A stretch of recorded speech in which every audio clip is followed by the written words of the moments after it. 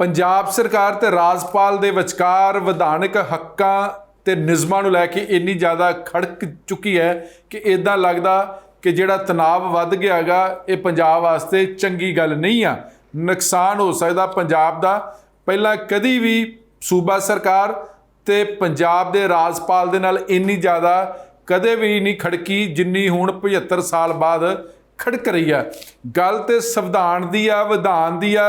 मसला है कि संविधान ते विधान के नज़रिए दे नाल पंजाब सरकार सही आ जां फिर राज भवन सही आ, जां इन्हां चों सरकार गलत आ जां फिर राज भवन गलत आ। गलत आ हक्कां दी, हितां दी, निज़मां दी, विधानक मसलियां दी। ते अज असीं इस ते ही चर्चा करांगे।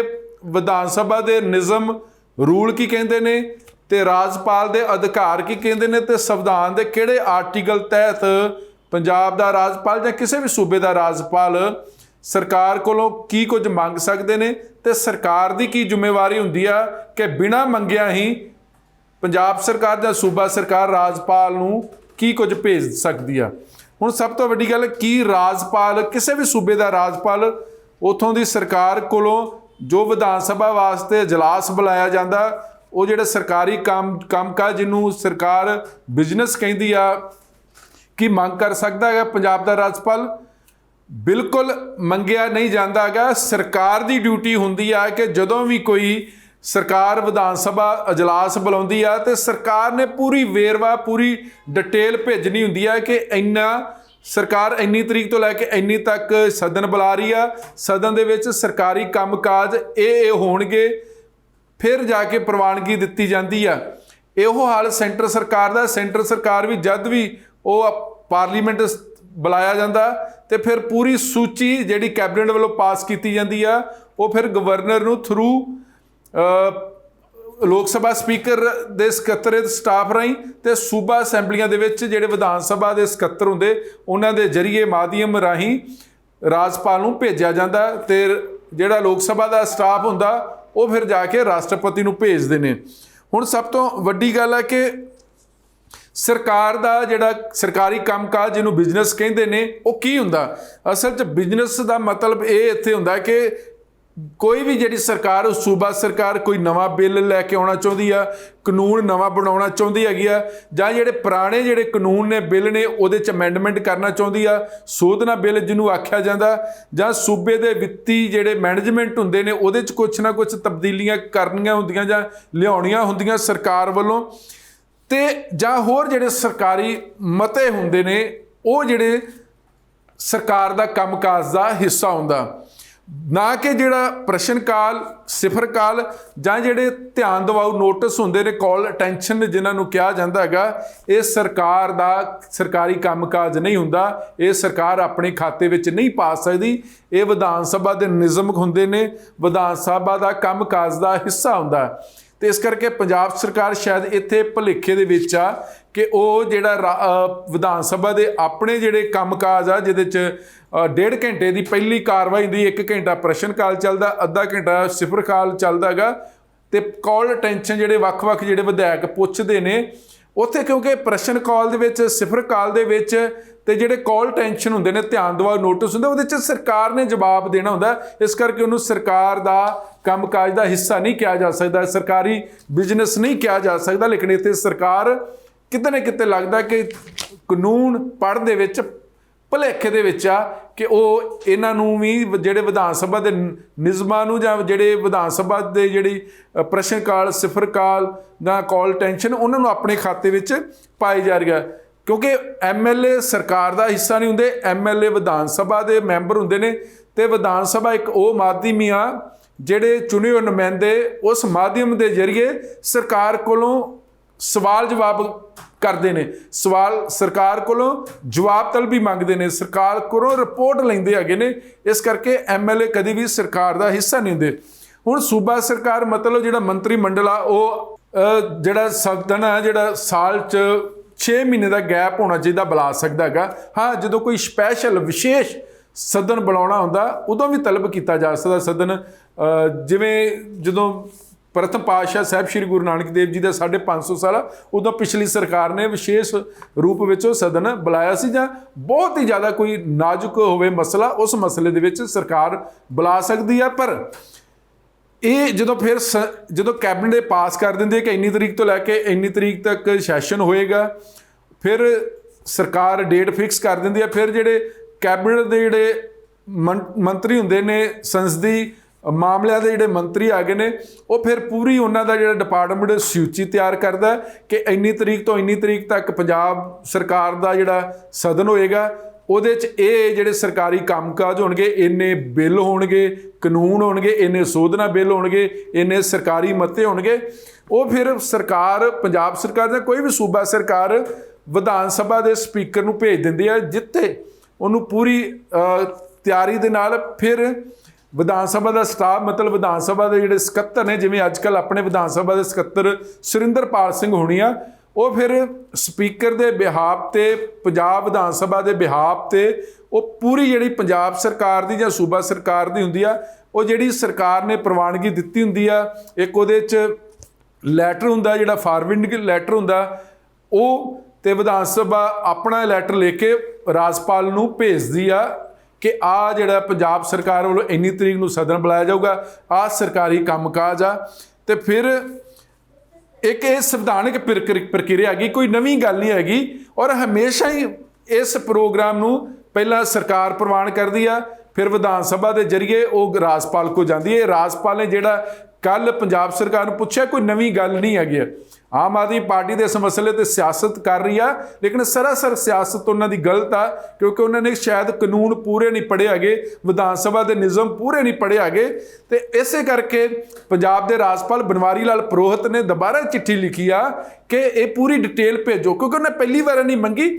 ਔਰ ਦੇਸ਼ ਦਾ ਕੋਈ ਵੀ ਜਿਹੜਾ ਰਾਜਪਾਲ ਆ, ਕਿਸੇ ਵੀ ਸਟੇਟ ਦਾ ਰਾਜਪਾਲ ਆ, ਉਹ ਮੰਗਦਾ ਨਹੀਂ ਆ। ਦੇਸ਼ ਦੇ ਰਾਸ਼ਟਰਪਤੀ ਵੀ ਨਹੀਂ ਮੰਗਦੇ। ਇਹ ਸਰਕਾਰਾਂ ਦਾ ਮੁੱਢਲਾ ਫਰਜ਼ ਹੁੰਦਾ, ਸੰਵਿਧਾਨਕ ਫਰਜ਼ ਹੁੰਦਾ ਕਿ ਜਿਹੜਾ ਉਹਨਾਂ ਨੇ ਸਦਨ ਬੁਲਾਉਣਾ ਹੈਗਾ, ਉਹ ਵਿਧਾਨ ਸਭਾ ਦੇ ਜ਼ਰੀਏ ਰਾਜਪਾਲ ਕੋਲ ਪਹੁੰਚਣਾ ਚਾਹੀਦਾ। ਲੇਕਿਨ ਇੱਥੇ ਭਗਵੰਤ ਮਾਨ ਦੀ ਸਰਕਾਰ ਨੇ ਉਹ ਜਾਣਕਾਰੀ ਨਹੀਂ ਭੇਜੀ। ਔਰ ਸਭ ਤੋਂ ਵੱਡੀ ਗੱਲ ਆ ਕਿ ਮੁੱਖ ਮੰਤਰੀ ਭਗਵੰਤ ਮਾਨ ਕੋਲ ਹੀ ਖੁਦ ਜਿਹੜੇ ਪਾਰਲੀਮੈਂਟਰੀ ਮਿਨਿਸਟਰ, ਜਿਹੜੇ ਸੰਸਦੀ ਕਾਰਜ ਮਾਮਲਿਆਂ ਦੇ ਜਿਹੜੀ ਮੰਤਰੀ ਦੀ ਜ਼ਿੰਮੇਵਾਰੀ, ਉਹ ਵੀ ਮੁੱਖ ਮੰਤਰੀ ਕੋਲ ਆ। ਹਾਲਾਂਕਿ ਇੱਕ ਸੀਨੀਅਰ ਮੰਤਰੀ ਕੋਲ ਜਾਣੀ ਚਾਹੀਦੀ ਹੈ ਜ਼ਿੰਮੇਵਾਰੀ, ਕਿਉਂਕਿ ਵਿਧਾਨ ਸਭਾ ਦੇ ਵਿੱਚ ਮੁੱਖ ਮੰਤਰੀ ਸਾਰੀ ਦਿਹਾੜੀ ਨਹੀਂ ਬੈਠ ਸਕਦਾ ਹੈਗਾ। ਇਹ ਜਿਹੜੀ ਜ਼ਿੰਮੇਵਾਰੀ ਉਸ ਮੰਤਰੀ ਨੂੰ ਦੇਣੀ ਚਾਹੀਦੀ ਹੈ ਜਿਹਨੂੰ ਵਿਧਾਨ ਸਭਾ ਦੇ ਨਿਯਮ ਪੂਰੇ ਪਤਾ ਨੇ, ਜਿਹਨੇ ਪੜ੍ਹਿਆ ਗਏ ਨੇ rules, regulation, term and condition, ਜਿਹਨੂੰ ਥੋੜ੍ਹੀ ਜੀ ਵਕਾਲਤ ਦਾ ਵੀ ਪਤਾ, ਕਾਨੂੰਨੀ ਵੀ ਪਤਾ, ਲਾਅ, ਕਾਨੂੰਨ, ਸਭ ਕੁਝ ਜਿਹੜੀ ਜਾਣਕਾਰੀ ਆ ਉਹ ਇੱਕ ਮੰਤਰੀ ਕੋਲ ਹੋਣੀ ਚਾਹੀਦੀ। ਹੋ ਸਕਦਾ ਕਿ ਇਹ ਵਿਵਾਦ ਉੱਠਿਆ ਤੇ ਭਗਵੰਤ ਮਾਨ ਹੋਣਾ ਨੂੰ ਇਹ ਜ਼ਿੰਮੇਵਾਰੀ ਸ਼ਾਇਦ ਹਰਪਾਲ ਸਿੰਘ ਚੀਮਾ ਨੂੰ ਦੇਣੀ ਪਵੇ ਜਾਂ ਅਮਨ ਅਰੋੜਾ ਨੂੰ ਦੇਣੀ ਪਵੇ, ਕਿਉਂਕਿ ਅਮਨ ਅਰੋੜਾ ਇਸ ਮਸਲਿਆਂ ਦੇ ਵਿੱਚ ਸਭ ਤੋਂ ਜ਼ਿਆਦਾ, ਆਮ ਆਦਮੀ ਪਾਰਟੀ ਦੀ ਸਰਕਾਰ 'ਚ ਸਭ ਤੋਂ ਜ਼ਿਆਦਾ ਵਿਧਾਨਕ ਮਸਲਿਆਂ ਨੂੰ ਜ਼ਿਆਦਾ ਗਿਆਨ ਉਹਨਾਂ ਕੋਲ ਹੈਗਾ। ਪਰ ਕਿਤੇ ਨਾ ਕਿਤੇ ਉਹ ਵੀ ਜਾਣਬੁੱਝ ਕੇ, ਕਿਉਂਕਿ ਪ੍ਰੈਸ਼ਰ ਹੋ ਸਕਦਾ ਕਿ ਜਿਹੜੀ ਕਾਨੂੰਨਾਂ ਦੀ ਜਿਹੜੀ ਇੰਟਰਪ੍ਰੀਟੇਸ਼ਨ ਆ ਉਹਨੂੰ ਗਲਤ ਪੇਸ਼ ਕਰ ਰਹੇ ਨੇ। ਔਰ ਸਭ ਤੋਂ ਵੱਡੀ ਗੱਲ ਹੈ ਕਿ ਜਿਹੜੇ ਵਿਧਾਨ ਸਭਾ ਦੇ ਨਿਯਮ ਆ, ਜਿਹੜੇ ਕਹਿੰਦੇ ਨੇ ਉਹ ਕਿ ਪਹਿਲੇ 1.5 ਘੰਟੇ ਜਿਹੜੀ ਕਾਰਵਾਈ ਹੁੰਦੀ ਆ, ਪਹਿਲਾਂ ਪ੍ਰਸ਼ਨ ਕਾਲ ਹੁੰਦਾ, ਫਿਰ ਸਿਫਰ ਕਾਲ ਹੁੰਦਾ, ਉਸ ਤੋਂ ਬਾਅਦ ਹੀ ਸਰਕਾਰੀ ਕੰਮਕਾਜ ਸ਼ੁਰੂ ਹੋ ਜਾਂਦਾ, ਸਰਕਾਰੀ ਬਿਜ਼ਨਸ ਸ਼ੁਰੂ ਹੋ ਜਾਂਦਾ ਹੈਗਾ। ਹੁਣ ਜਿੱਥੋਂ ਤੱਕ ਸਰਕਾਰ ਦਾ ਪੰਗਾ ਪਿਆ ਪੰਜਾਬ ਦੇ ਰਾਜਪਾਲ ਬਨਵਾਰੀ ਲਾਲ ਪੁਰੋਹਿਤ ਨਾਲ, ਕਿ ਜਿਹੜਾ ਭਰੋਸਗੀ ਵਾਲਾ ਮਤਾ ਹੈਗਾ, ਇਹ ਹਮੇਸ਼ਾ ਸਰਕਾਰ ਨਹੀਂ ਪੇਸ਼ ਕਰਦੀ ਹੈਗੀ। ਸਰਕਾਰ ਉਦੋਂ ਪੇਸ਼ ਕਰਦੀ ਹੈ ਜਦੋਂ ਸਰਕਾਰ ਦੇ ਹੀ ਕੁਝ ਵਿਧਾਇਕ ਨਾਰਾਜ਼ ਹੋ ਜਾਂ ਗੁੱਟ ਧੜਾ ਹੋਵੇ, ਜਾਂ ਉਹਨਾਂ ਨੂੰ ਲੱਗਾ ਕਿ ਸਰਕਾਰ ਕੰਮਕਾਜ ਨਹੀਂ ਕਰਦੀ, ਤੇ ਉਸ ਮਸਲੇ 'ਚ ਜ਼ਿਆਦਾਤਰ ਤੇ ਵਿਰੋਧੀ ਇਹ ਜਿਹੜਾ ਮਤਾ ਲੈ ਕੇ ਆਉਂਦੇ ਹੁੰਦੇ ਨੇ, ਰੈਜੂਲੇਸ਼ਨ ਮੋਸ਼ਨ ਇਹ ਲੈ ਕੇ ਆਉਂਦੇ ਨੇ, ਕੌਨਫੀਡੇਸ਼ਨ, ਤੇ ਇੱਥੇ ਸਰਕਾਰ ਲੈ ਕੇ ਆ ਰਹੀ ਆ। ਔਰ ਹਮੇਸ਼ਾ ਵਿਧਾਨ ਸਭਾ ਦੀ ਪ੍ਰਕਿਰਿਆ ਤੋਂ ਬਾਅਦ ਹੀ ਕੋਈ ਅਗਲਾ ਜਿਹੜਾ ਸਰਕਾਰੀ ਕੰਮਕਾਜ ਸ਼ੁਰੂ ਕੀਤਾ ਜਾਂਦਾ। ਡਾਇਰੈਕਟ ਕੋਈ ਵੀ ਕੰਮਕਾਜ ਨਹੀਂ ਸ਼ੁਰੂ ਕੀਤਾ ਜਾਂਦਾ ਸਰਕਾਰੀ, ਪਹਿਲਾਂ ਵਿਧਾਨ ਸਭਾ ਦਾ ਕਾਨੂੰਨ ਨਿਯਮਾਂ ਦੇ ਮੁਤਾਬਕ ਫਿਰ ਸਰਕਾਰ ਲਿਆ ਸਕਦੀ। ਪਰ ਜਿਹੜਾ ਕੌਨਫੀਡੈਂਸ਼ੀਅਲ ਮੋਸ਼ਨ ਸਰਕਾਰ ਨਹੀਂ ਲਿਆ ਸਕਦੀ ਹੈਗੀ, ਪਰ ਇੱਥੇ ਸਰਕਾਰ ਜਾਣਬੁੱਝ ਕੇ ਲੈ ਗਈ। ਸਰਕਾਰ ਨੇ ਹੀ ਰਾਜਪਾਲ ਦੇ ਨਾਲ ਆਪਣੀ ਜਿਹੜੀ ਵਧਾਈ, ਉਹਨਾਂ ਨੇ ਤਲਖੀ ਵਧਾਈ ਹੈਗੀ, ਇਹ ਸਰਾਸਰ ਗਲਤ ਆ। ਕਾਨੂੰਨ ਲੱਗਦਾ ਕਿ ਇਸ ਮਸਲੇ ਦੇ ਵਿੱਚ ਬੜਾ ਸਪਸ਼ਟ ਆ, ਔਰ ਸ਼ਾਇਦ ਪੰਜਾਬ ਸਰਕਾਰ ਕੰਧ 'ਤੇ ਲਿਖਿਆ ਨਹੀਂ ਪੜ੍ਹ ਰਹੀ ਹੈਗੀ, ਕਿਤਾਬਾਂ 'ਚ ਲਿਖਿਆ ਨਹੀਂ ਪੜ੍ਹ ਰਹੀ ਹੈਗੀ। ਆਪਣੇ ਹਿਸਾਬ ਦੇ ਨਾਲ ਅਮਨ ਅਰੋੜਾ ਹੋਣੀ ਵੀ ਇੰਟਰਪ੍ਰੀਟੇਸ਼ਨ ਕਰ ਰਹੇ ਨੇ ਕਾਨੂੰਨ ਦੀ, ਜੋ ਸਰਾਸਰ ਗਲਤ ਆ। ਹੋ ਸਕਦਾ ਕਿ ਇਹਨਾਂ ਨੂੰ ਪੰਜਾਬ ਦੇ ਐਡਵੋਕੇਟ ਜਨਰਲ ਕੋਲੋਂ ਇਹ ਜਾਣਕਾਰੀ ਲੈ ਲੈਣੀ ਚਾਹੀਦੀ ਹੈਗੀ, ਕਿਉਂਕਿ ਅਜਿਹੇ ਮਸਲਿਆਂ ਦੇ ਵਿੱਚ, ਵਿਧਾਨਕ ਮਸਲਿਆਂ ਦੇ ਵਿੱਚ, ਸੰਵਿਧਾਨਕ ਮਸਲਿਆਂ ਦੇ ਵਿੱਚ, ਕਾਨੂੰਨਾਂ ਦੇ ਵਿੱਚ, ਨਿਯਮਾਂ ਦੇ ਵਿੱਚ ਪੰਜਾਬ ਦਾ ਐਡਵੋਕੇਟ ਜਨਰਲ ਜਾਂ ਕਿਸੇ ਵੀ ਸੂਬੇ ਦਾ ਜਿਹੜਾ ਐਡਵੋਕੇਟ ਜਨਰਲ ਆ ਉਹ ਸਰਕਾਰ ਨੂੰ ਸਲਾਹ ਦੇ ਸਕਦਾ। ਹਾਲਾਂਕਿ ਵਿਧਾਇਕਾਂ ਤੋਂ ਇਲਾਵਾ ਇਕਲੌਤਾ ਜਿਹੜਾ ਐਡਵੋਕੇਟ ਜਨਰਲ ਹੁੰਦਾ ਉਹ ਵਿਧਾਨ ਸਭਾ ਦੇ ਅੰਦਰ ਜਾ ਕੇ, ਜਿੱਥੇ ਮੁੱਖ ਮੰਤਰੀ ਬੈਠਦੇ ਨੇ ਉਹਨਾਂ ਦੀ ਪਿਛਲੀ ਸੀਟ ਤੇ ਜਾ ਕੇ ਬੈਠ ਸਕਦੇ ਨੇ, ਤੇ ਲੋੜ ਪੈਣ ਤੇ ਸਦਨ ਨੂੰ ਕਿਸੇ ਕਾਨੂੰਨ ਬਾਰੇ, ਕਿਸੇ ਵਿਧਾਨ ਬਾਰੇ, ਕਿਸੇ ਸੰਵਿਧਾਨ ਬਾਰੇ, ਕਿਸੇ ਸੰਵਿਧਾਨ ਦੇ ਆਰਟੀਕਲ ਬਾਰੇ, ਕਲੌਜ਼ ਬਾਰੇ ਉਹ ਸਦਨ ਨੂੰ ਜਾਣਕਾਰੀ ਵੀ ਦੇ ਸਕਦੇ ਨੇ, ਉੱਥੇ ਆਪਣਾ ਸਮਝਾ ਵੀ ਸਕਦੇ ਨੇ, ਸੰਬੋਧਨ ਵੀ ਕਰ ਸਕਦੇ ਨੇ। ਸਿਰਫ ਵਿਧਾਨ ਸਭਾ ਦੇ ਵਿੱਚ ਐਡਵੋਕੇਟ ਜਨਰਲ ਤੋਂ ਇਲਾਵਾ ਕਿਸੇ ਨੂੰ ਹੋਰ ਨੂੰ ਆਗਿਆ ਨਹੀਂ ਹੁੰਦੀ, MLA ਤੋਂ ਇਲਾਵਾ। ਹੁਣ ਵਿਰੋਧੀ ਧਿਰ ਬੇਭਰੋਸਗੀ ਮਤਾ ਲਿਆ ਸਕਦੇ, ਪਰ ਵਿਰੋਧੀਆਂ ਕੋਲ 25 ਵਿਧਾਇਕ ਚਾਹੀਦੇ ਹੈਗੇ ਨੇ। ਜੇ ਸਰਕਾਰ ਨੇ ਵੀ, ਸਰਕਾਰ ਦੇ ਘੱਟੋ ਘੱਟ ਜੇ ਨਾਰਾਜ਼ ਬੰਦੇ ਉਹ 25 ਹੋਣੇ ਚਾਹੀਦੇ, ਜਿਹੜੇ ਸਭ ਤੋਂ ਪਹਿਲਾਂ ਸਪੀਕਰ ਨੂੰ ਲਿਖ ਕੇ ਦੇਣਗੇ, ਫਿਰ ਹੀ ਕੌਨਫੀਡੈਂਸ ਮੋਸ਼ਨ ਜਾਂ ਨੋਨ ਕੌਨਫੀਡੈਂਸ ਮੋਸ਼ਨ ਆ ਸਕਦਾ, ਉੱਦਾਂ ਨਹੀਂ ਆ ਸਕਦਾ। ਡਾਇਰੈਕਟ ਸਰਕਾਰ ਨਹੀਂ ਲਿਆ ਸਕਦੀ ਹੈਗੀ। ਔਰ ਜੇ ਮੰਨ ਕੇ ਚਲੋ ਜੇ ਸਰਕਾਰ ਦੇ ਖਿਲਾਫ ਬੇਭਰੋਸਗੀ ਵਾਲਾ ਮਤਾ ਪਾਸ ਵੀ ਹੋ ਜਾਂਦਾ, ਤੇ ਫਿਰ ਜਿਹੜੇ ਵਿਧਾਨ ਸਭਾ ਦੇ ਸਪੀਕਰ ਹੁੰਦੇ ਨੇ ਉਹਨਾਂ ਨੂੰ ਵਿਦਿਨ 10 ਡੇ 10 ਦਿਨਾਂ ਦੇ ਵਿੱਚ ਫਿਰ ਦਿਨ ਮੁਕਰਰ ਕਰਨਾ ਪੈਂਦਾ, ਡੇਟ ਫਿਕਸ ਕਰਨੀ ਪੈਂਦੀ ਹੈ, ਫਿਰ ਜਾ ਕੇ ਕੌਨਫੀਡੈਂਸ ਮੋਸ਼ਨ ਜਾਂ ਨੋ ਕੌਨਫੀਡੈਂਸ ਮੋਸ਼ਨ ਮਨਜ਼ੂਰ ਹੁੰਦਾ। ਇਹ ਕੋਈ ਐਡਾ ਸਰਲ ਪ੍ਰਕਿਰਿਆ ਨਹੀਂ ਆ, ਇਹ ਬੜੀ ਵਿਧਾਨਕ ਤੇ ਸੰਵਿਧਾਨਕ ਪ੍ਰਕਿਰਿਆ ਹੈਗੀ। ਲੇਕਿਨ ਲੱਗਦਾ ਕਿ ਆਮ ਆਦਮੀ ਪਾਰਟੀ ਕਿਉਂਕਿ ਪਹਿਲੀ ਦਫਾ ਬਣੀਆਂ, ਬਹੁਤ ਸਾਰੇ MLA ਪਹਿਲੀ ਵਾਰ ਬਣੇ ਨੇ ਤੇ ਉਹਨਾਂ ਗਿਣਤੀ ਘੱਟ ਹੈ ਜਿਹੜੇ ਦੂਜੀ ਵਾਰ ਬਣੇ। ਔਰ ਇਹ ਜ਼ਰੂਰੀ ਨਹੀਂ ਹੈ ਕਿ ਜੇ ਤੁਸੀਂ 2-3 ਵਾਰ ਵਿਧਾਇਕ ਬਣ ਜਾਓ ਫਿਰ ਵੀ ਤੁਹਾਨੂੰ ਨਿਯਮਾਂ ਦੀ ਸਮਝ ਲੱਗ ਜਾਂਦੀ। ਇਹ ਤੇ ਇੱਕ ਬਹੁਤ ਹੀ ਡੀਪਲੀ ਇੱਕ ਪ੍ਰਕਿਰਿਆ ਹੈਗੀ ਜਿਹੜੀ ਸਮਝਣੀ ਪੈਂਦੀ ਹੈਗੀ। ਪਰ ਕਿਉਂਕਿ ਅੱਜ ਕੱਲ੍ਹ ਪ੍ਰਣਾਲੀ ਇਹ ਬਣ ਗਈ, ਸਿਸਟਮ ਇਹ ਬਣ ਗਿਆ ਪੋਲੀਟੀਕਲ, ਕਿ ਜਿਹੜੇ ਵਿਧਾਇਕ ਨੇ ਜ਼ਿਆਦਾ ਵਿਧਾਨ ਸਭਾ ਦੇ ਵਿੱਚ ਜਾਂ ਪਾਰਲੀਮੈਂਟ ਦੇ ਵਿੱਚ MP ਸਵਾਏ ਸ਼ੋਰ ਸ਼ਰਾਬਾ, ਰੌਲਾ ਰੱਪਾ, ਸਿੱਠੜੀਆਂ, ਮਿਹਣੇ ਤਾਣੇ, ਗਾਲੀ ਗਲੋਚ, ਇਹਨਾਂ ਤੋਂ ਇਲਾਵਾ ਇਹਨਾਂ ਲੋਕਾਂ ਨੂੰ ਕੋਈ ਕੰਮ ਨਹੀਂ ਆਉਂਦਾ ਹੈਗਾ। ਕਿਸੇ ਨੇ, ਮੈਨੂੰ ਲੱਗਦਾ ਕਿ ਪੰਜਾਬ ਦੇ 117 ਵਿਧਾਇਕਾਂ ਨੇ ਜਿਹੜੇ ਵਿਧਾਨ ਸਭਾ ਦੇ ਰੂਲ ਨੇ, ਨਿਯਮਾਂ ਵਾਲੀ ਆ, ਉਹ ਨਹੀਂ ਪੜ੍ਹੇ ਹੋਣਗੇ। ਇਸ ਕਰਕੇ ਸ਼ਾਇਦ ਇਸੇ ਕਰਕੇ ਭੁਲੇਖੇ ਜਾਣਬੁੱਝ ਕੇ ਰੱਖੇ ਜਾਂਦੇ। ਹੁਣ ਪੰਜਾਬ ਸਰਕਾਰ ਕਹਿ ਰਹੀ ਕਿ ਬਿਜ਼ਨਸ ਐਡਵਾਈਜ਼ਰੀ ਕਮੇਟੀ ਦਾ ਰੋਲ ਹੁੰਦਾ, ਚਾਹੇ ਅਮਨ ਅਰੋੜਾ ਦੀ ਗੱਲ ਕਰ ਲਓ, ਚਾਹੇ ਹਰਪਾਲ ਸਿੰਘ ਚੀਮਾ ਦੀ ਗੱਲ ਕਰੋ, ਉਹ ਵੀ ਗਲਤ ਆ। ਬਿਜ਼ਨਸ ਐਡਵਾਈਜ਼ਰੀ ਕਮੇਟੀ ਹੁੰਦੀ ਕੀ ਆ? ਬਿਜ਼ਨਸ ਐਡਵਾਈਜ਼ਰੀ ਕਮੇਟੀ ਇਹ ਹੁੰਦੀ ਹੈ ਜਿਹਦੇ 'ਚ ਸਰਕਾਰ ਦੇ 3-4 MLA, ਓਪੋਜੀਸ਼ਨ ਵਿਰੋਧੀ ਧਿਰ ਦਾ ਨੇਤਾ, ਬਾਕੀ ਪਾਰਟੀਆਂ ਦੇ, ਜਿਸ ਤਰ੍ਹਾਂ ਪੰਜਾਬ ਵਿੱਚ ਆਮ ਆਦਮੀ ਪਾਰਟੀ ਆ, ਸ਼੍ਰੋਮਣੀ ਅਕਾਲੀ ਦਲ, ਇੱਕ ਆਜ਼ਾਦ ਆ, ਇੱਕ ਬਸਪਾ ਦਾ ਤੇ ਕਾਂਗਰਸ ਪਾਰਟੀ ਦੇ, ਇਹਨਾਂ 'ਚੋਂ ਸਾਰਿਆਂ ਦੇ ਇਕੱਠੇ ਕਰਕੇ ਜਿਹਨੇ 5-7 ਜਾਣਿਆਂ ਦੀ ਜਿਹੜੀ ਕਮੇਟੀ ਬਣਾਈ ਜਾਂਦੀ ਆ, ਉਹ ਸਪੀਕਰ ਵੱਲੋਂ ਚਿੱਠੀ ਆਉਂਦੀ ਹੈ ਸਾਰੀਆਂ ਪਾਰਟੀਆਂ ਨੂੰ, ਫਿਰ ਉਹ ਆਪਣੇ ਨਾਮ ਫਾਰਵਰਡ ਕਰ ਦਿੰਦੇ ਕਿ ਸਾਡੇ ਵੱਲੋਂ ਇਹ ਬਿਜ਼ਨਸ ਐਡਵਾਈਜ਼ਰੀ ਕਮੇਟੀ 'ਚ ਨਾਮ ਪਾਏ ਜਾਣ। ਫਿਰ ਬਿਜ਼ਨਸ ਐਡਵਾਈਜ਼ਰੀ ਕਮੇਟੀ ਕੀ ਕਰਦੀ ਹੈਗੀ ਆ? ਉਹ ਪ੍ਰੋਗਰਾਮ ਤੈਅ ਕਰ ਲੈਂਦੀ ਹੈਗੀ ਕਿ ਇਹ ਪਾਰਟੀ ਕੋਲ ਇੰਨੇ MLA ਨੇ, ਇਸ ਪਾਰਟੀ ਜੇ ਬੋਲੇਗੀ ਤਾਂ ਉਹਨੂੰ ਇੰਨਾ ਸਮਾਂ ਮਿਲੂਗਾ, ਵਿਰੋਧੀਆਂ ਨੂੰ ਇੰਨਾ ਸਮਾਂ ਮਿਲੂਗਾ, ਆਜ਼ਾਦ MLA ਨੂੰ ਇੰਨਾ ਸਮਾਂ ਮਿਲੂਗਾ, ਬਸਪਾ ਨੂੰ ਇੰਨਾ ਸਮਾਂ ਮਿਲੂਗਾ। ਹਰ ਇੱਕ ਪਾਰਟੀ ਦਾ ਸਮਾਂ ਫਿਕਸ ਕੀਤਾ ਜਾਂਦਾ ਹੈਗਾ ਕਿ ਕੌਣ ਕਿੰਨਾ ਬੋਲੂਗਾ। ਤੇ ਹਾਂ, ਫਿਰ business advisory committee time Vidhan Sabha ਦਾ ਜੇ ਅਜਲਾਸ ਹੈ, ਜੇ 5 ਦਿਨ ਦਾ 5 ਤੋਂ 6 ਦਿਨ ਕਰ ਸਕਦੀ ਆ, ਜੇ 4 ਦਿਨ ਦਾ ਕਰਨਾ, ਸਰਕਾਰ ਦਾ ਕੰਮਕਾਜ ਨਹੀਂ ਆ ਤੇ 4 ਦਿਨ ਦਾ ਕਰ ਸਕਦੀ। ਜੇ ਡਬਲ ਸਿਟਿੰਗ ਕਰਨੀ ਆ ਤੇ ਡਬਲ ਸਿਟਿੰਗ ਹੁੰਦੀ ਆ। ਬਿਜ਼ਨਸ ਐਡਵਾਈਜ਼ਰੀ ਕਮੇਟੀ ਦਾ ਇਹ ਫਰਜ਼ ਹੁੰਦਾ ਨਾ ਕਿ ਉਹਨੇ ਬਿਜ਼ਨਸ ਡਿਸਾਈਡ ਕਰਨਾ, ਬਿਜ਼ਨਸ ਤੇ ਸਰਕਾਰ ਨੇ ਹੀ ਡਿਸਾਈਡ ਕਰਨਾ ਦਾ। ਬਿਜ਼ਨਸ ਐਡਵਾਈਜ਼ਰੀ ਕਮੇਟੀ ਨੇ ਜਿਹੜਾ ਸਰਕਾਰ ਵੱਲੋਂ ਡਿਸਾਈਡ ਕੀਤਾ ਗਿਆ ਬਿਜ਼ਨਸ, ਉਹਨੂੰ ਵੰਡਣਾ ਹੁੰਦਾ ਕਿ ਕੌਣ ਕੀ ਬੋਲੂਗਾ।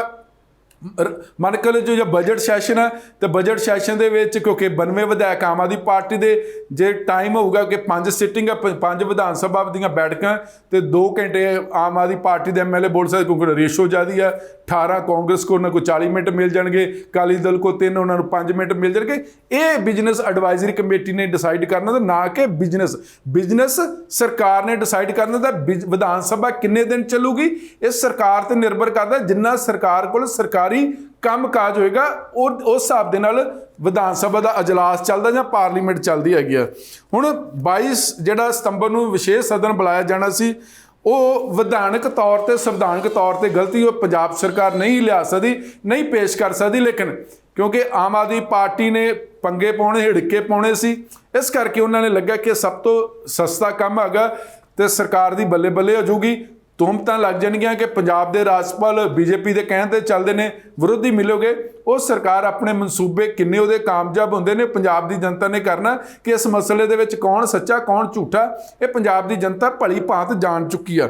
ਹੁਣ ਸਭ ਤੋਂ ਵੱਡੀ ਗੱਲ ਆ ਕਿ ਹੁਣ ਸਰਕਾਰ ਨੇ ਉਸੇ ਦਿਨ, ਕਿਉਂਕਿ ਸਰਕਾਰ ਨੂੰ ਲੱਗਾ ਸਾਡੀ ਤੇ ਬੇਇੱਜ਼ਤੀ ਹੋ ਗਈ, ਅਸੀਂ ਤੇ ਚੁਣੇ ਹੋਏ ਬੰਦੇ ਨੇ ਤੇ ਜਿਹੜੇ ਨੋਮੀਨੇਟ ਨੇ, ਸਿਲੈਕਟਡ ਨੇ, ਉਹ ਇਲੈਕਟਡ ਬੰਦਿਆਂ ਦੇ ਭਾਰੂ ਪੈ ਗਏ। ਕਿਉਂਕਿ ਜਿਹੜਾ ਗਵਰਨਰ ਹੁੰਦਾ ਗਵਰਨਮੈਂਟ ਆਫ ਇੰਡੀਆ ਦਾ ਨੁਮਾਇੰਦਾ ਹੁੰਦਾ, ਔਰ ਰਾਜਪਾਲ ਕੋਈ ਛੋਟੀ ਪੋਸਟ ਨਹੀਂ ਕਿ ਬਹੁਤ ਸੰਵਿਧਾਨਕ ਅਹੁਦਾ, ਜਿਹਨੇ ਦੇਖਣਾ ਹੁੰਦਾ ਕਿ ਜਿਹੜੀਆਂ ਵੀ ਸੂਬਾ ਸਰਕਾਰਾਂ ਉਹ ਕੀ ਉਸ ਸੰਵਿਧਾਨ ਦੇ ਮੁਤਾਬਕ, ਵਿਧਾਨ ਦੇ ਮੁਤਾਬਕ ਕੰਮ ਕਰ ਰਹੀਆਂ, ਕੋਈ ਗਲਤ ਕੰਮ ਤਾਂ ਨਹੀਂ ਕਰ ਰਹੀਆਂ ਹੈਗੀਆਂ। ਜੇ ਸਰਕਾਰ ਆਰਡੀਨੈਂਸ ਲੈ ਕੇ ਆਂਦੀ, ਆਰਡੀਨੈਂਸ ਵਿਦਿਨ 6 ਮੰਥ ਉਹਨੂੰ ਬਿੱਲ ਦੇ ਰੂਪ 'ਚ ਦੇਣਾ ਹੁੰਦਾ। ਜਿਹੜੇ ਵੀ ਕਾਨੂੰਨ ਬਣਦੇ ਉਹ ਤੇ ਜਿਹੜੀ ਮੋਹਰ ਆ ਉਹ ਗਵਰਨਰ ਦੀ ਲੱਗਦੀ ਹੈਗੀ ਆ। ਇਸ ਕਰਕੇ ਜਿਹੜਾ ਅੜਿੱਕਾ ਜਾਂ ਤਣਾਅ ਦਾ ਯਾਰ ਉਹ ਸਰਾਸਰ ਗਲਤ, ਉਹਦੇ ਨਾਲ ਪੰਜਾਬ ਦਾ ਨੁਕਸਾਨ ਹੋਏਗਾ। ਔਰ ਕਿਉਂਕਿ ਹੁਣ ਸਰਕਾਰ ਨੇ ਉਸੇ ਦਿਨ ਸ਼ਾਂਤਮਈ ਤਰੀਕੇ ਨਾਲ ਐਮਐਲਏ ਨੇ ਪ੍ਰੋਟੈਸਟ ਕੱਢਿਆ, ਰੋਕ ਲਿਆ ਗਿਆ। ਹੁਣ 27 ਤਰੀਕ ਮਿੱਥੀ ਗਈ। ਹੁਣ ਜਿਹੜਾ 27 ਤਰੀਕ ਨੂੰ ਫਿਰ ਗਵਰਨਰ ਨੂੰ ਮਨਜ਼ੂਰੀ ਵਾਸਤੇ ਭੇਜੀ ਗਈ ਆ ਐਪਲੀਕੇਸ਼ਨ ਬਿਨੇ ਪੱਤਰ, ਉਹਦੇ 'ਚ ਫਿਰ ਗਵਰਨਰ ਕਹਿ ਦਿੱਤਾ ਕਿ ਜੋ ਤੁਸੀਂ ਉਸ ਦਿਨ 27 ਤਰੀਕ ਨੂੰ ਆਪਣਾ ਕੰਮਕਾਜ ਸਰਕਾਰੀ ਬਿਜ਼ਨਸ ਉੱਥੇ ਸਦਨ ਦੇ ਟੇਬਲ 'ਤੇ ਰੱਖਣਾ, ਤੇ ਤੁਸੀਂ ਉਹ ਸੂਚੀ ਤੇ ਭੇਜੀ ਨਹੀਂ ਹੈਗੀ। ਸਰਕਾਰ ਫਿਰ ਇੱਥੇ ਹੇਰਾਫੇਰੀ ਕਰ ਗਈ ਹੈਗੀ। ਸੂਚੀ ਭੇਜਣਾ ਸਰਕਾਰ ਦੀ ਜ਼ਿੰਮੇਵਾਰੀ ਹੈ, ਨਾ ਕਿ ਗਵਰਨਰ ਦੀ ਮੰਗਣੀ। ਗਵਰਨਰ ਕਿਉਂਕਿ ਪਹਿਲਾਂ ਜਾਂਦਾ ਰਿਹਾ, 75 ਸਾਲ ਦੀ ਆਮ ਆਦਮੀ ਪਾਰਟੀ ਰੌਲਾ ਪਾ ਰਹੀ ਹੈ, 75 ਸਾਲ ਤੋਂ ਗਵਰਨਰ ਕੋਲ ਬਿਜ਼ਨਸ ਜਾਂਦਾ ਰਿਹਾ। ਇਹ ਕਾਗਜ਼ ਬੋਲਦੇ ਨੇ, ਜਾਂ ਅਸੀਂ ਨਹੀਂ ਬੋਲਦੇ, ਜਾਂ ਗਵਰਨਰ ਨਹੀਂ ਬੋਲਦੇ, ਜਾਂ ਰਾਜਪਾਲ ਭਵਨ ਨਹੀਂ ਬੋਲਦਾ, ਇਹ ਵਿਧਾਨ ਸਭਾ ਵੀ ਬੋਲਦੀ ਆ ਕਿ ਜਿਹੜੀ ਕੰਮਕਾਜ ਦੀ ਸੂਚੀ ਉਹ ਰਾਜਪਾਲ ਕੋਲ ਜਾਂਦੀ ਆ। ਪਰ ਸਰਕਾਰ ਇਸ ਮਸਲੇ ਤੇ ਗਲਤ ਸਿਆਸਤ ਕਰ ਰਹੀ ਹੈ, ਝੂਠੀ ਸਿਆਸਤ ਕਰ ਰਹੀ ਹੈ। ਹੁਣ ਕਦੀ ਵੀ ਨਾ ਦੇਸ਼ ਦੇ ਰਾਸ਼ਟਰਪਤੀ ਨੂੰ ਸੈਂਟਰ ਸਰਕਾਰ ਕੋਲੋਂ ਕੰਮਕਾਜ ਦੀ ਸੂਚੀ ਮੰਗਣੀ ਪੈਂਦੀ ਹੈ, ਨਾ ਕਿਸੇ ਵੀ ਸਟੇਟ ਦੇ ਸੂਬੇ ਦੇ ਰਾਜਪਾਲ ਨੂੰ ਸੂਬਾ ਸਰਕਾਰਾਂ ਕੋਲ ਮੰਗਣੀ ਪੈਂਦੀ। ਇਹ ਸਰਕਾਰਾਂ ਦਾ ਮੁੱਢਲਾ ਫਰਜ਼ ਆ, ਸਰਕਾਰ ਨੂੰ ਭੇਜਣੀ ਪੈਂਦੀ ਆ। ਹੁਣ 24 ਜਿਹੜੇ ਜੂਨ ਤੋਂ ਲੈ ਕੇ 30 ਜੂਨ ਨੂੰ ਜਿਹੜਾ ਸਦਨ ਹੋਇਆ ਸੀ ਪੰਜਾਬ ਸਰਕਾਰ ਦਾ, ਉਹਦੇ 'ਚ ਸਰਕਾਰ ਨੇ ਸੂਚੀ ਭੇਜੀ ਹੈਗੀ ਆ ਗਵਰਨਰ ਨੂੰ। ਉਦੋਂ ਗਵਰਨਰ ਨੇ ਕਿਉਂ ਨਹੀਂ ਨਾ ਕੀਤੀ ਹੈਗੀ? ਕਿਉਂਕਿ ਉਦੋਂ ਤੁਸੀਂ ਪੂਰਾ ਕਾਨੂੰਨੀ ਪ੍ਰਕਿਰਿਆ ਅਡਾਪਟ ਕੀਤੀ ਸੀ, ਕਾਨੂੰਨੀ ਪ੍ਰਕਿਰਿਆ ਅਪਣਾਈ ਸੀ, ਤੇ ਤਾਂ ਉਦੋਂ ਪੰਜਾਬ ਦੇ ਰਾਜਪਾਲ ਨੇ ਤੁਹਾਨੂੰ ਮਨਜ਼ੂਰੀ ਦਿੱਤੀ ਸੀ। ਹੁਣ ਜਿਹੜੀ ਅਸੀਂ ਤੁਹਾਨੂੰ ਦੱਸਦੇ ਕਿ ਜਿਹੜੀ 24 ਜੂਨ ਨੂੰ ਲੈ ਕੇ 30 ਜੂਨ ਤੱਕ ਜਿਹੜਾ ਬਜਟ ਅਜਲਾਸ ਬੁਲਾਇਆ ਗਿਆ ਸੀ, ਉਹਦੇ 'ਚ ਜਿਹੜੀ ਗਵਰਨਰ ਰਾਜਪਾਲ ਨੂੰ ਸੂਚੀ ਗਈ, ਉਹਦੇ 'ਚ ਕੀ ਲਿਖਿਆ ਸੀ ਕੰਮਕਾਜ ਕਿ 24 ਤਰੀਕ ਨੂੰ ਸਵੇਰੇ 11 ਵਜੇ ਸਦਨ ਹੋਗਾ, ਉਹ ਵਿਚਰੀ ਹੋਏਗੀ, ਜਿਹੜਾ ਵਿਛੜੀਆਂ ਰੂਹਾਂ ਨੂੰ ਸ਼ਰਧਾਂਜਲੀ ਦਿੱਤੀ ਜਾਊਗੀ। ਫਿਰ 24 ਨੂੰ ਦੁਪਹਿਰੇ 2 ਵਜੇ ਸਦਨ ਬੈਠੂਗਾ, ਇਹਦੇ 'ਚ motion of thanks of governor address ਤੇ ਡਿਸਕਸ਼ਨ ਔਨ ਗਵਰਨਰ ਐਡਰੈਸ ਹੋਏਗੀ। 25 ਤਰੀਕ ਨੂੰ ਸ਼ਨੀਵਾਰ ਹੀ 25 ਜੂਨ ਨੂੰ ਉਦੋਂ ਗਵਰਨਰ ਜਿਹੜੇ ਭਾਸ਼ਣ ਤੇ ਬਹਿਸ ਕੰਟੀਨਿਊ ਰਹੇਗੀ। 26 ਨੂੰ ਛੁੱਟੀ ਹੋਏਗੀ। 27 ਜੂਨ ਨੂੰ ਬਜਟ ਪੇਸ਼ ਕੀਤਾ ਗਿਆ ਸੀ। 28 ਜੂਨ ਨੂੰ ਫਿਰ ਜਰਨਲ ਜਿਹੜੀ ਡਿਸਕਸ਼ਨ ਸ਼ੁਰੂ ਹੋਈ ਬਜਟ ਐਸਟੀਮੇਟ ਤੇ। ਫਿਰ 28 ਜੂਨ ਨੂੰ ਦੁਪਹਿਰੇ 2 ਵਜੇ ਡਬਲ ਸਿਟਿੰਗ ਸੀ, ਜਰਨਲ ਡਿਸਕਸ਼ਨ ਜਾਰੀ ਰਹੀ ਸੀ ਬਜਟ ਤੇ। ਫਿਰ 29 ਤਰੀਕ ਨੂੰ 11 ਵਜੇ ਜਿਹੜਾ ਇਜਲਾਸ ਸ਼ੁਰੂ ਹੁੰਦਾ ਮੁੜ ਤੋਂ, ਉਹਦੇ 'ਚ ਡਿਸਕਸ਼ਨ ਤੇ voting on demand for grants on budget estimate, ਇਹ ਉਸ 'ਤੇ ਚਰਚਾ ਹੋਈ ਸੀ। 29 ਜੂਨ ਨੂੰ ਦੁਪਹਿਰੇ 2 ਵਜੇ ਜਿਹੜੇ ਨਿਮੰਤਰਣ ਬਿੱਲ, ਐਪਰੋਪ੍ਰੀਏਸ਼ਨ ਬਿੱਲ ਉੱਤੇ ਪੇਸ਼ ਕੀਤੇ ਗਏ ਸੀ। ਫਿਰ ਦੂਜਾ ਉਸ ਦਿਨ ਹੀ ਕੈਗ ਦੀ ਰਿਪੋਰਟ ਪੇਸ਼ ਕੀਤੀ ਗਈ ਸੀ। 30 ਜੂਨ ਨੂੰ ਸਵੇਰੇ 10 ਵਜੇ ਨੌਨ ਆਫੀਸ਼ੀਅਲ ਬਿਜ਼ਨਸ ਹੋਇਆ ਸੀ, ਤੇ 30 ਜੂਨ ਨੂੰ 2 ਵਜੇ ਪਹਿਲਾਂ ਜਿਹੜਾ ਕਾਰਜਕਾਰੀ ਲੈਜਿਸਲੇਟਿਵ ਬਿਜ਼ਨਸ, ਤੇ ਫਿਰ ਇੱਕ motion under rule 16 regarding house ਵੀ ਅਣਮਿੱਥੇ ਸਮੇਂ ਲਈ ਉਠਾਇਆ ਜਾਂਦਾ ਹੈਗਾ, ਉਹ ਪੇਸ਼ ਕੀਤਾ ਗਿਆ। ਇਹਨੂੰ ਸਰਕਾਰੀ ਬਿਜ਼ਨਸ ਕਿਹਾ ਜਾਂਦਾ ਹੈਗਾ।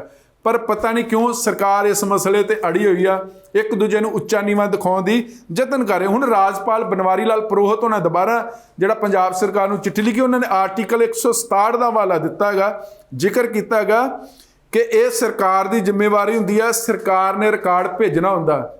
ਸਹੀ ਆ, ਆਰਟੀਕਲ 167 ਇਹ ਕਹਿ ਰਿਹਾ ਹੈਗਾ, ਪਰ ਸਰਕਾਰ ਨੇ ਭੇਜੀ ਨਹੀਂ ਹੈਗੀ ਔਰ ਗਵਰਨਰ ਸਾਹਿਬ ਨੂੰ ਦੁਬਾਰਾ ਕਰਨੀ ਪਈ। ਪਰ ਇਸ ਮਸਲੇ ਦੇ ਤੇ ਲੱਗਦਾ ਕਿ ਆਮ ਆਦਮੀ ਪਾਰਟੀ ਕਾਨੂੰਨ ਪੱਖੋਂ, ਤਜਰਬੇ ਪੱਖੋਂ ਕਿਤੇ ਨਾ ਕਿਤੇ ਗੁੰਮਰਾਹ ਹੋਈ ਪਈ ਆ। ਇਹਨਾਂ ਨੂੰ ਆਮ ਆਦਮੀ ਪਾਰਟੀ ਨੂੰ, ਪੰਜਾਬ ਸਰਕਾਰ ਨੂੰ ਗੁੰਮਰਾਹ ਕੌਣ ਕਰਦਾ, ਇਹ ਵੀ ਗੱਲ ਸੋਚਣ ਤੇ ਵਿਚਾਰਨ ਵਾਲੀ ਗੱਲ ਹੈ। ਔਰ ਸਭ ਤੋਂ ਵੱਡੀ ਗੱਲ ਹੈ ਕਿ ਜਿਹੜੇ ਸੀਐਮ ਆਫਿਸ ਦੇ ਵਿੱਚ ਅਧਿਕਾਰੀ ਲੱਗੇ ਨੇ, ਜਿਨ੍ਹਾਂ ਨੇ ਮੁੱਖ ਮੰਤਰੀ ਨੂੰ ਸਲਾਹ ਦੇਣੀ ਹੁੰਦੀ ਆ, ਉਹ ਸਾਰੇ ਨਵੇਂ ਨੇ। ਕਿਸੇ ਦੀ ਸਰਵਿਸ 7 ਸਾਲ ਹੈ, ਕਿਸੇ ਦੀ 8 ਸਾਲ, ਕਿਸੇ ਦੀ 9 ਸਾਲ, ਕਿਸੇ ਦੀ 10 ਸਾਲ।